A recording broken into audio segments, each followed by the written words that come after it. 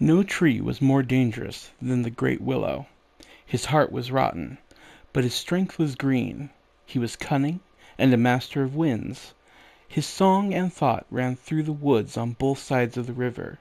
His gray, thirsty spirit drew power out of the earth, and spread like fine root threads in the ground, and invisible twig fingers in the air, till it had under its dominion nearly all the trees of the forest, from the hedge to the downs.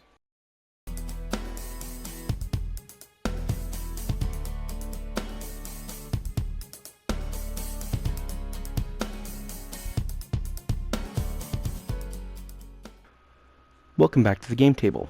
I'm Fauntus, and this is the third episode of What's in a Name, the language of Dark Souls. For those new to the game table, it begins with a proper noun, as it appears in the series. I then break the name into its component parts, also called morphemes. Inside brackets, I will place the etymological root. A Q or S will stand for Quenya or Sindarin, the dialect of Elvish the root most closely related to. When all word parts are defined, I will then list the possible definition phrases that can be generated. These phrases give insight into the design of the character. Rather than being a by Webster definition, we will mostly get lists of descriptive traits or character themes. Indulge me a moment as I use this example to address my most controversial definition thus far, one Solaire of Astora. From Quenya, soul, helmet, Quenya, air, holy, from Quenya, a star, the true or dependable. So he is holy helmet, the true, or holy helmet, the dependable. Now, is Solaire a cognate for the sun? Of course. But as a thematic piece, holy helmet, the true, fits. Despite being a real-world common design, Solaire's helmet is used sparingly in the series, and as the dependable knight of sunlight, his silhouette itself can be a calming influence, no matter your trouble. Which is why, in the depths of old Izalith, our hearts sink when we come upon him sporting a new look. Before any dialogue, we despaired. Because his design is so deliberate, and that holy helmet so core to his identity, that just its absence elicits an emotional response. And it's those type of details that I am hoping to uncover in this series. Okay, enough exposition. Previously at the game table, we explored Anor, Irithyll, and Ariandel. Today we will finish up the Painted World, stare into the abyss, and then find out what boss is named Lace Panties. Today we start with the Dark Knight of Londor, Wilhelm, Quenya, Vil, the air or sky, and Quenya, Helma, to skin or to fell. So Wilhelm is the fell sky, the skinned air, unease, the sky skinner, bird killer. Speaking of birds, we have the Corvians from Quenya, Corco, crow, Quenya, they, similar or like, and the suffix ian, the racial suffix. So the Corvians are crow-like.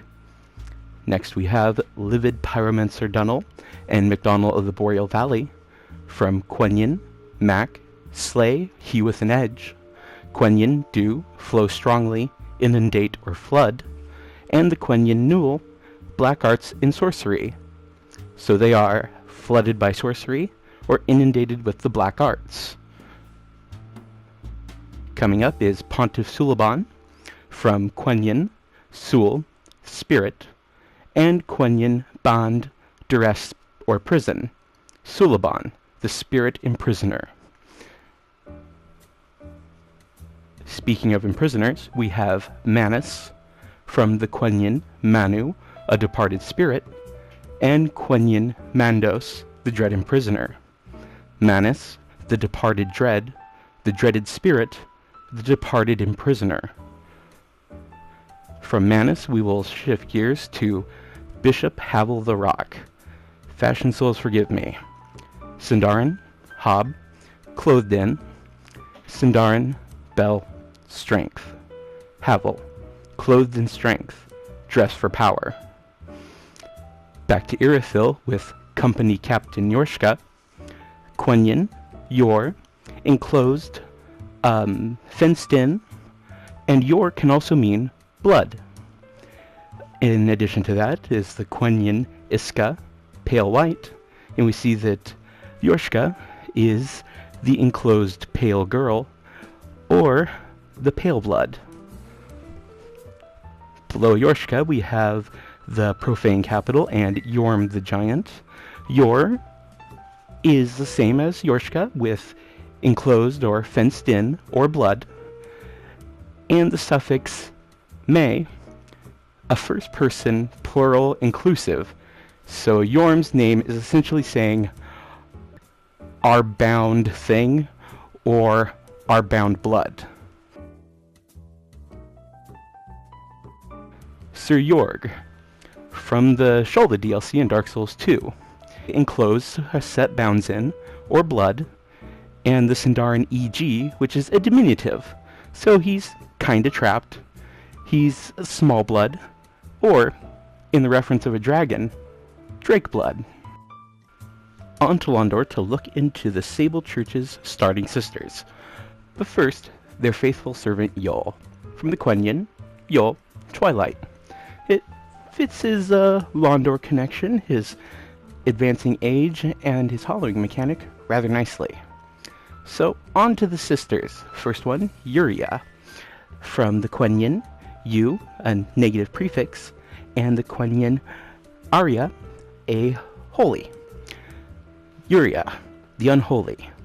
I had something for this. Nice. Next sister, Lilian. From the Quenyin, Leah, many. Quenyin, Illy, the multitudes, and the Quenyin, Nay, in an earlier time or long ago. Fitting for the sister who tells stories. Now we return to the painted world to talk about the third sister, Lady Elfrida. From the Sindarin, El, a star. The Sindarin Faradir, a hunter or stalker, but a real archaic and formal way of saying like Sir Hunter. And it's really gender specific, so we'll have to change that ending to the female version, which is the ending with the DI. Put those together and you get Lady Elfrida, the Lady Star Hunter, the Lady Night Stalker, or you could say the Dark Stalker's bride. I guess we know what she lost. And finally tonight, do you remember earlier when I said, and then find out what boss is named Lace Panties? Apparently, this is technically correct. A fact that surprised the hell out of me, because since the earliest days of this project, I had Rame locked down as meaning hunter or pursuer. But we all make mistakes, so let's fix it. Quenyin, Rama, a network-laced arraignment. But Rame wasn't the only or first use of the name. So let's add intensifier for A. Gotta soften that A sound's already in there. And we added an intensifier, so let's give it a suffix and a locative, SIS, which makes it Quenyin, Ariamis, the laciest raiment ever. You know, in the Peculiar Doll, I seem to remember that the child was lonely and drawn into a cold world, not still writing her parents that she was taking college classes and dancing at Ariamis just for a while. It's obviously incorrect. What happened? Well, unfortunately, North American publishers have a terrible track record with Elvish. It's so problematic that if you have a copy of Return of the King right now, if you look in the indexes, Rame will still be listed as Hunter. But this is actually fantastic, because Rame as Hunter is an anomaly. It's only in the North American editions. And that implies that From Software has learned Elvish via English. And that's massively impressive, and it gives us an opportunity. I have known that the soapstone signs and summon signs in the Souls games are written in a script called Serati. But because Serati is super complicated and is different depending on the form of Serati you have, if it's not being written in an English mode, you can't read it. If they learned Elvish via English, it is reasonable to assume it's in an English mode. So come back next week when we test the summon sign. We will also start looking into the names of gods, dragons, and lords. This is the Game Table. I'm Fauntus, and thank you for exploring the language of Dark Souls. I'll see you next week.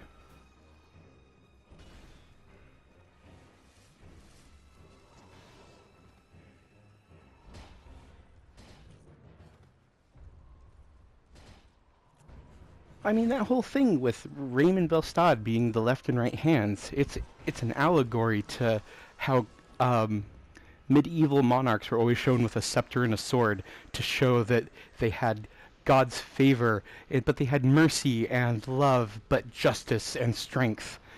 The only thing that holding a shield and panty says is fucking hashtag make Draenei great again.